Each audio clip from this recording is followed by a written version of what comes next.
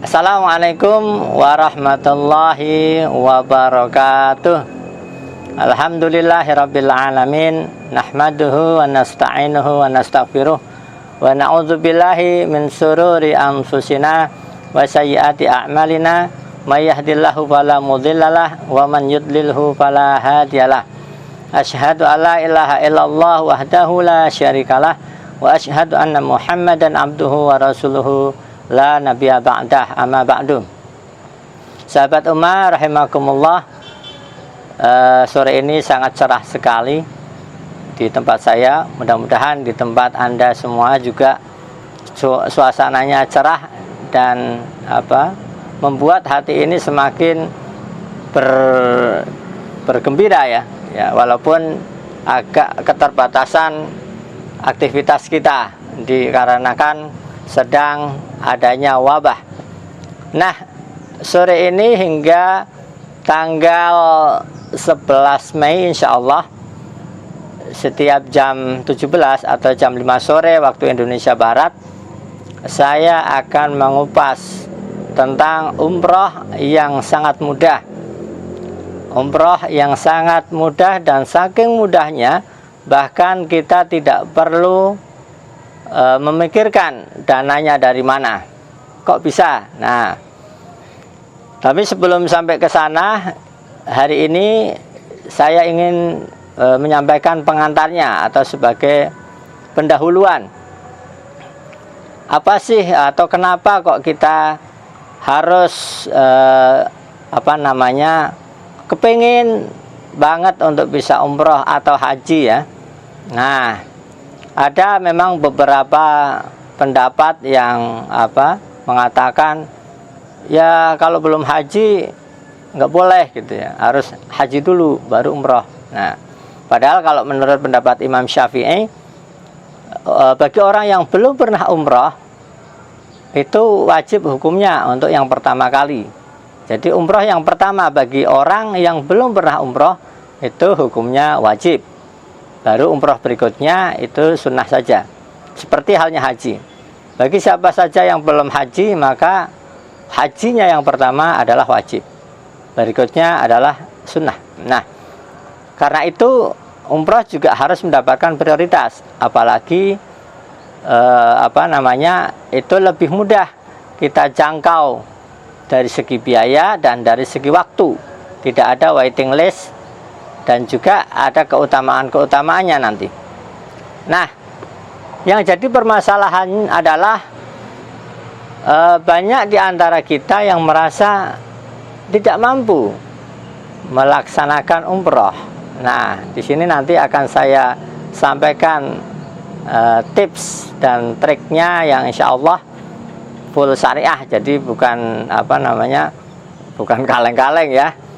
Dan juga ini bukan MLM, bukan sama sekali. Ini full syariah. Nanti ilmu-ilmu yang saya peroleh dari guru saya ini akan saya share ke Anda semuanya, para sahabat ummah yang dicintai Allah insya Allah.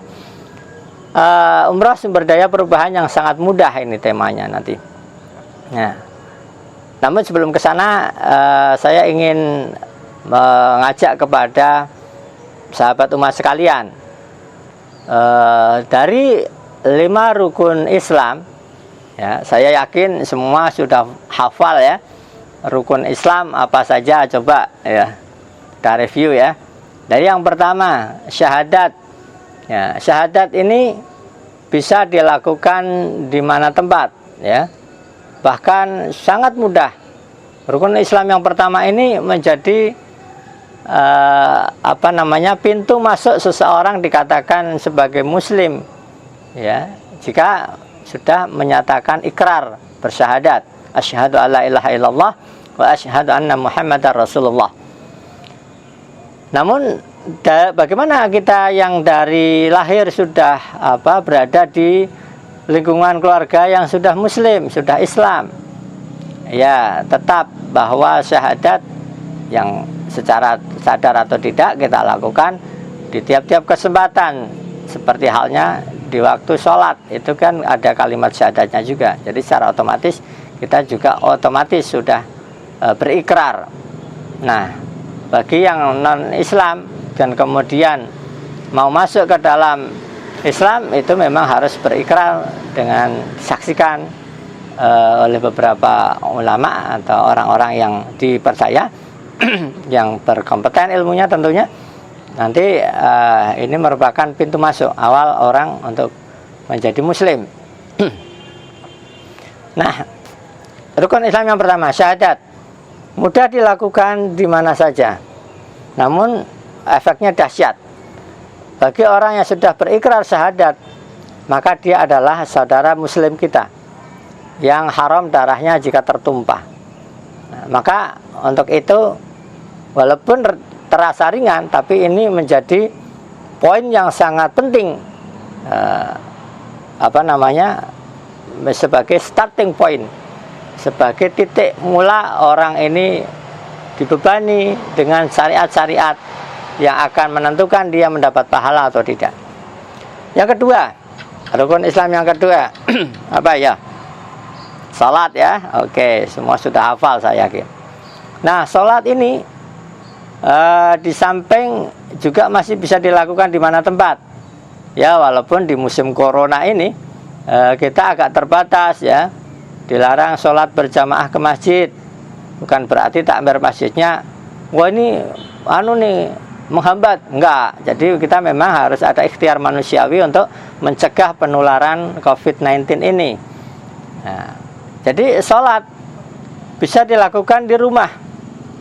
Nanti kalau corona sudah pergi, wajib hukumnya bagi laki-laki untuk sholat di masjid. Nah, bagi perempuan di rumah saja sudah cukup. Tapi kalau musim sekarang, maka para lelaki, ayah, anak laki-laki itu juga nanti akan berlatih menjadi imam di keluarganya masing-masing. Nah, sholat ya bisa dilakukan di mana tempat. Dan sholat ini juga di samping itu membutuhkan biaya. Kalau syahadat relatif tidak butuh biaya karena cukup diikrarkan dengan lisan dan diyakini dengan hati. Nah, kalau untuk sholat ini sudah sedikit memerlukan biaya. Apa itu? Biaya untuk menutup aurat, ya, baju, sarung, mukena, ya, mukena ataupun jilbab, gamis, ya, kerudung, peci mungkin, dan lain-lain yang sebagai syarat untuk sahnya ibadah sholat kita. Maka sholat ini tetap perlu biaya. Cuman stressingnya adalah dia bisa dilakukan di mana saja. Nah, kemudian yang ketiga apa nih? Syahadat, sholat, puasa. Ya, puasa, wabil khusus puasa yang sekarang kita lakukan, yakni puasa Ramadan.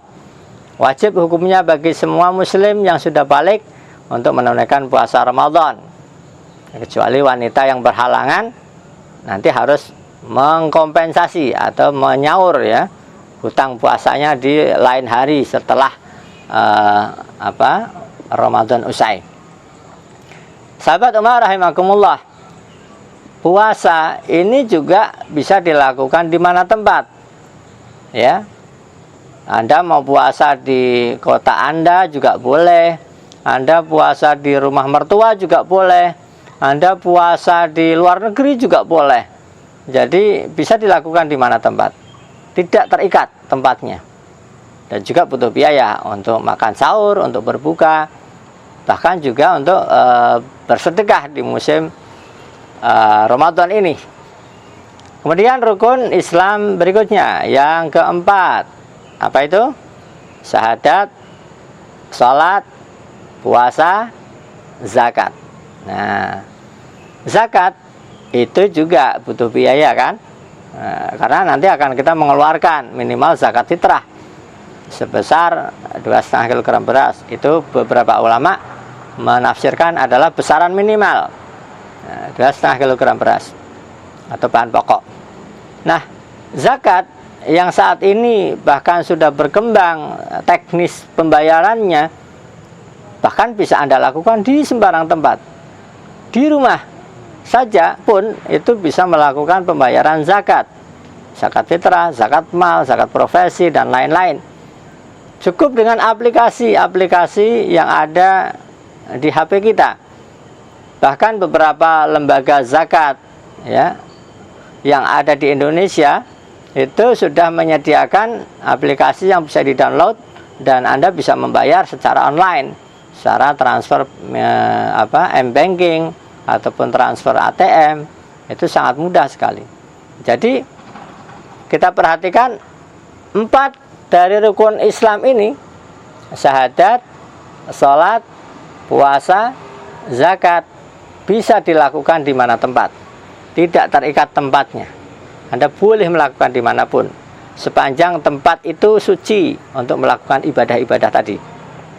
Nah, yang kelima ini, rukun Islam yang terakhir, apa itu? Haji ya. Kalau kita bicara soal haji, kita juga include di dalamnya membicarakan masalah umroh, karena umroh dikatakan sebagai haji kecil. Nah, jadi umroh haji kita samakan saja ya pembahasannya. Sekarang haji kita lihat, di samping biayanya sangat besar ya, biayanya cukup mahal, dia ada yang sangat menarik, yakni ada keterikatan tempat. Haji tidak bisa dilakukan di sembarang tempat. Anda tidak boleh haji di Semarang, Anda juga tidak boleh haji di Jakarta, Anda tidak boleh haji di Medan, Anda tidak boleh haji di Indonesia, bahkan di seluruh kota-kota Indonesia tidak boleh. Anda hanya boleh pergi haji atau menunaikan ibadah haji ini langsung ke Mekah, di mana di situ ada Ka'bah Baitullah. Nah, kira-kira apa ini hikmahnya ya? Kenapa kok dari 5 rukun Islam yang 4 ini boleh dilakukan di mana tempat, sementara yang 1, yang haji, kok tidak boleh dilakukan di sembarang tempat? Ada yang protes, Ustadz, kan di tempat saya, di kota saya itu ada miniatur Ka'bah yang biasa dilakukan anak-anak TK untuk latihan manasik, Ustadz. Boleh nggak tawafnya di sana gitu ya? Ini pertanyaan santri saya, sahabat Umah. Jadi para santri saya itu pada nanya gitu, Ustadz, boleh nggak kalau umrohnya atau hajinya itu tidak ke Mekah? Kan sama-sama itu ada Ka'bah, replika Ka'bah. Bahkan di Semarang itu ada replika tempat tawaf, tempat sa'i Ka'bahnya juga lumayan bagus. Bahkan di kota-kota besar lain juga ada gitu. Islamic Center biasanya juga menyediakan itu, ada namanya Ka'bah miniatur ya, yang di situ biasa digunakan untuk latihan manasik, baik anak-anak TK maupun para calon jamaah umroh atau haji di kota itu. Nah, nggak boleh. Nah, saya gantian tanya kepada santri saya yang lain, kenapa coba kira-kira, kenapa nggak boleh kita haji di kota kita, di tempat Ka'bah miniatur itu? Ada santri yang menjawab begini, karena Ka'bahnya KW, Ustadz, KW ya, tidak ori gitu ya. Jadi seperti barang impor atau barang yang kita pakai, HP katakanlah, kalau HP nggak ori saja kita enggan menerimanya ya sahabat ya. Nah, apalagi kok ini ibadah, Allah tidak menerima ibadah yang KW ya. Maka Allah ingin kita agar sowan, akan berziarah langsung ke Baitullah, langsung ke Ka'bahnya yang ori. Nah, itulah rahasianya. Nanti akan kita kupas lebih mendalam di pertemuan-pertemuan berikutnya, insya Allah. Akan saya share jadwal saya setiap sore di timeline saya, insya Allah. Nanti selepas ini akan saya share materi-materinya apa saja hingga tanggal 11 atau 15 Mei yang akan datang. Ini karena akan saya sampaikan serial, karena materi ini sangat panjang dan akan memakan waktu untuk pembahasannya. Jadi sahabat Umah harap bersabar saja ya untuk mengikuti semua materi yang akan saya sampaikan, insya Allah. Semoga saja Allah memberikan saya kesehatan dan waktu luang yang bisa membagikan ilmu yang saya peroleh dari guru saya, Kiai Haji Anwar Jufri dari Bawen. dari Bawen Kabupaten Semarang. Nah, jazakumullah khairan kepada Gurunda Kiai Haji Anwar Jufri yang sudah memberikan ilmu, sehingga saya yang tadinya adalah orang yang merasa pesimis terhadap umroh ini. Jadi ketika ada yang menawarkan, teman yang kebetulan punya bisnis di biro travel umroh maupun yang punya afiliasi usaha travel umroh, menawari saya, kapan nih Mas Nur mau umroh gitu. Sebelum 2018 itu saya berpikiran, ya saya kan seorang guru swasta yang honornya saja tidak cukup untuk membayar SPP kelima anak saya. Jadi sebagai informasi sahabat umat sekalian, anak saya itu 5 dan kelima-limanya sekolah, artinya butuh biaya. Sehingga ketika gaji bulanan gitu, gaji saya ditambah gaji istri saya, itu habis untuk biaya SPP kelima anak saya. Nah, maka ketika ada tawaran untuk ikut umroh ini dan itu, jangankan paket yang termurah yang kisaran 20-an juta, itu saya pasti hanya cengar-cengir saja, ya nantilah insya Allah gitu, insya Allah. Bahkan ketika nanti ada teman yang berangkat umroh jadi baper kan ya, baper, kemudian saya hanya minta didoakan, tolong ya nanti kalau kamu sampai ke Mekah beneran dipanggil nama saya gitu. Udah berkali-kali saya melakukan itu. Setiap ada teman yang umroh atau haji, pasti kalau sempat saya akan mampir dan minta didoakan. Jadi mesti pesen gitu. Kalaupun tidak sempat mampir, pasti saya akan WA atau titip pesan kepada keluarganya, tolong nanti saya disamperin di sana, dipanggil-panggil gitu namanya. Dan entah sudah berapa ratus kali panggilan, tidak membuat saya sebelum 2018 itu bisa benar-benar ziarah ke Baitullah. Nah pemirsa, alhamdulillah kemudian pada tahun 2018 di bulan April, jadi tepat 2 tahun yang lalu, saya umrah bersama guru saya Kiai Haji Anwar Jufri LC. Dan luar biasa, lah ini sebagai kenang-kenangannya, baju yang saya pakai sore ini adalah seragam jamaah umroh kloter kami waktu itu. Dan atas ilmu dari guru saya lah, saya terbuka pikiran saya, kemudian bisa benar-benar ziarah ke Baitullah, bahkan tanpa mengeluarkan uang sepeser pun. Nah, gimana nih rahasianya? Nanti akan saya kupas ya, sabar. Jadi para pemirsa harus bersabar, karena sebelum menyampai ke sana ini kita harus paham dulu pondasinya, sehingga tidak salah dalam memahami. Jangan nanti ada praduga, oh ini MLM ya, ini bisnisnya. Enggak.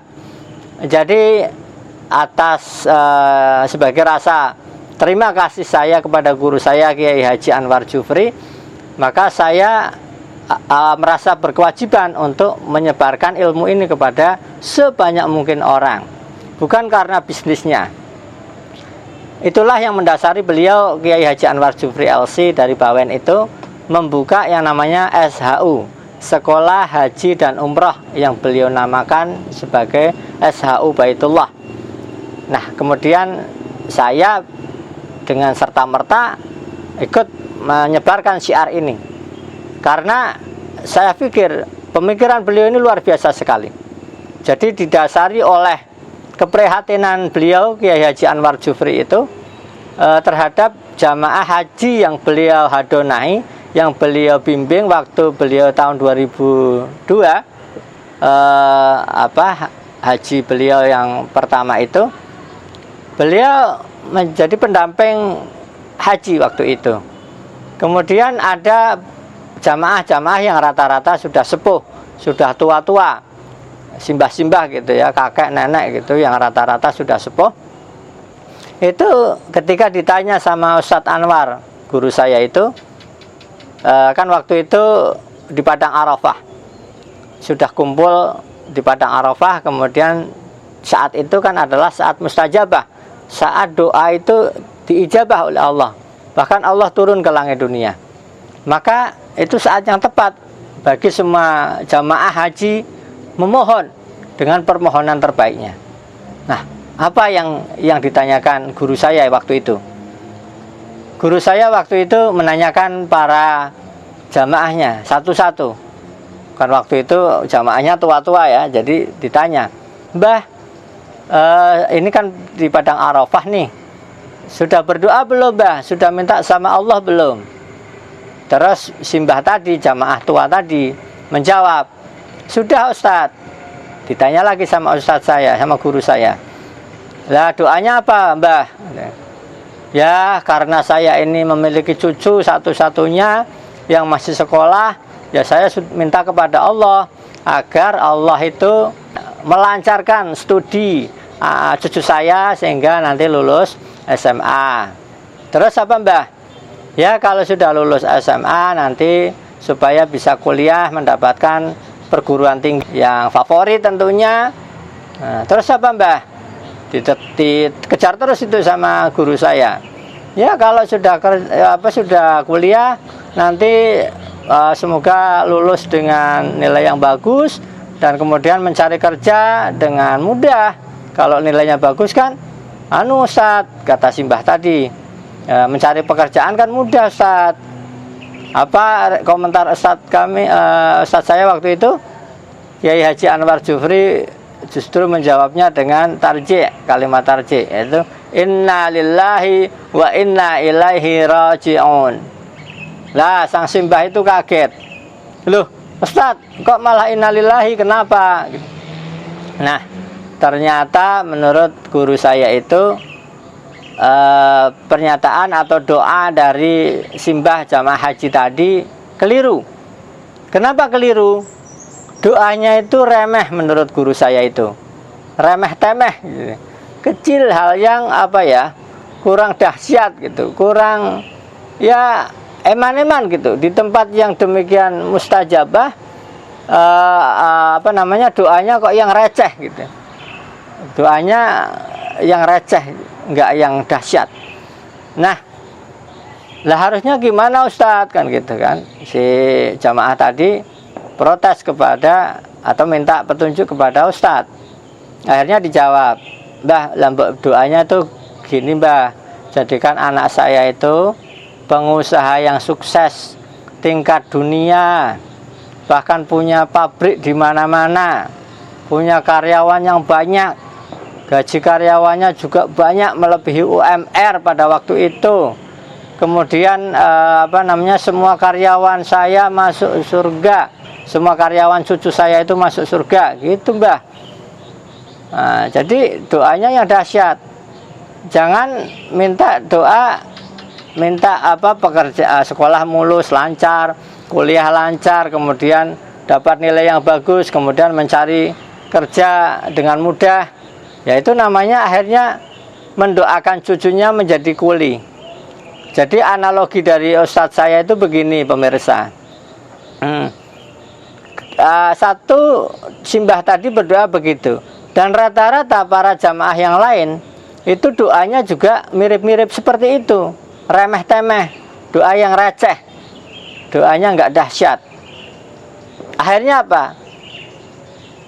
Allah itu maha pengabul doa. Ya, beberapa jamaah berdoanya begitu, receh-receh, artinya berdoa mendoakan anak cucunya hanya menjadi kuli. Maka bagaimana Allah akan mengabulkan ini? Maka Allah mencari hamba-hambanya yang berdoa menjadi big boss, ya, yang berdoa menjadi pengusaha sukses level dunia. Nah, dilalahnya ketemu itu orang India gitu ya. Jamaah India itu doanya dahsyat agar mereka mendoakan anak cucunya menjadi pengusaha sukses, membuat pabrik garmen di mana-mana. Akhirnya dibawa itu sama Allah.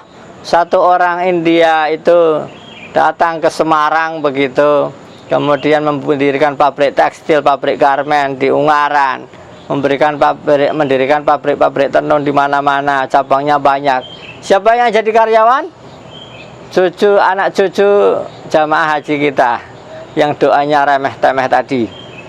Nah, itulah makanya ketika berdoa kita harus yang dahsyat. Kenapa? Karena Allah Subhanahu wa taala itu akan mengabulkan setiap permintaan kita. Kata Allah, "Inni inda dzanni abdi." Sesungguhnya aku tergantung prasangka hambaku, kata Allah. Maka jangan sampai kekuasaan Allah yang unlimited, yang maha bisa, maha mencipta, maha mengadakan dan lain-lain yang sifat-sifat Allah yang luar biasa ini harus kita manfaatkan untuk kita dalam doa-doa kita harus kita sampaikan ini permohonannya. Ibaratnya begini, kalau misalkan Anda bertemu dengan orang yang mampu mengerjakan banyak hal yang luar biasa, kemudian Anda hanya meminta pekerjaan yang remeh, itu sama dengan Anda meremehkan orang itu. Jadi seolah-olah Anda tidak percaya kepadanya. Dia bisa mengerjakan pekerjaan hebat, tapi Anda hanya meminta dia untuk pekerjaan yang remeh. Nah, itu akan menyinggung perasaan dia. Nah, demikian pula Allah. Allah itu maha pencemburu. Maka jangan sampai kita berdoa yang membuat Allah itu tersinggung. Jadi seolah-olah kita menganggap Allah itu nggak mampu kok mengabulkan saya begini dan begitu, merubah saya menjadi pengusaha sukses. Itu seolah-olah kita mengatakan begitu. Jadi pemirsa, sahabat Umar rahimakumullah, maka kita perlu berlatih bagaimana membuat doa kita itu dahsyat. Nah, baik, ini sudah 24 menit. Insya Allah kita akan menyudahi kajian sore ini. Dan insya Allah ini materi akan berlangsung, akan bersambung kesempatan besok insya Allah di jam yang sama, jam 17 hingga 17.20 atau 17.30 maksimal, karena maghribnya agak kasih juga ya. Nah, mungkin itu yang bisa saya sampaikan untuk pendahuluan, materi pendahuluan hari ini, bahwa umroh itu sebetulnya mudah. Jadi mulai sekarang kita tanamkan dalam pikiran kita, umroh itu mudah. Bahkan saking mudahnya tidak perlu memikirkan dananya dari mana. Nah, bagaimana tips dan triknya? Stay tune di channel saya ini tiap jam 17 sore atau jam 5 sore waktu Indonesia Barat hingga 5:15 atau 5:30 insya Allah. Baik pemirsa, sahabat Umar rahimakumullah, terima kasih atas atensinya. Kita akan jumpa lagi insya Allah esok sore di channel yang sama. Jangan lupa untuk love di atas ya, di sini ya, atau di sini ya. Nah, klik tanda love itu agar Anda mendapatkan pemberitahuan atau notifikasi dari live streaming saya. Demikian, semoga bermanfaat. Mari kita tutup kajian kita pada sore hari ini dengan doa kafaratul majelis. Subhanakallahumma wa bihamdika asyhadu alla ilaha illa anta astaghfiruka wa atubu ilaik. Assalamualaikum warahmatullahi wabarakatuh. Matur nuwun.